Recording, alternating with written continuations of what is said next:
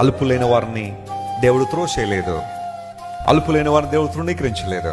In fact యేసు ప్రభు ఈ లోకానికి వచ్చిన ప్రధాన కారణాలు ఒకటి, అభాగ్యులను, వెలివేయబడిన వారిని, అల్పులైన వారిని, రోగగ్రస్తులను, సమాజం చేత చెడ్డవారిని ముద్ర వేయబడిన వారందరినీ కూడా తన దగ్గరికి తీసుకొచ్చి వారందరినీ బాగు చేయాలని యేసే ఆశించాడు. హల్లెలూయా. యేసు ప్రభు దగ్గరికి విశ్వాసంతో వచ్చిన ఏ ఒక్కరైనా ఆయన నుండి అద్భుతం పొందకుండా వెనుదిరిగారా? వెనుదిరగలేదు.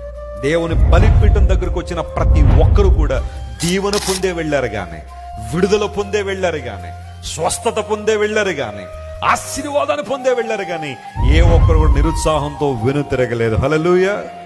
ఒక నిత్య బలిపీఠంగా యేసు ప్రభు మన కోసం ఈ లోకానికి వచ్చారో, ఎవరైతే ఆయన చుట్టూ ఉంటారో లేదా ఆయనకి దగ్గరగా ఉంటారో వారికి దేవుడు ఆశ్రయం ఇస్తున్నాడు, ప్రశాంతతనిస్తున్నాడు, నెమ్మదినిస్తున్నాడు.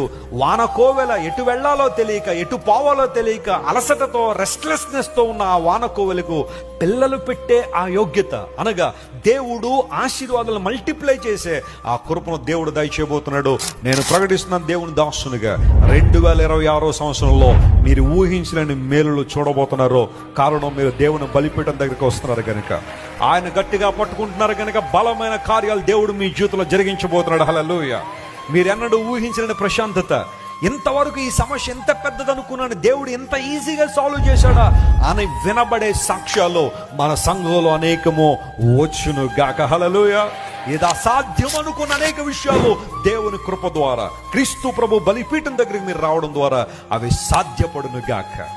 Praise the lord. హల్లెలూయా.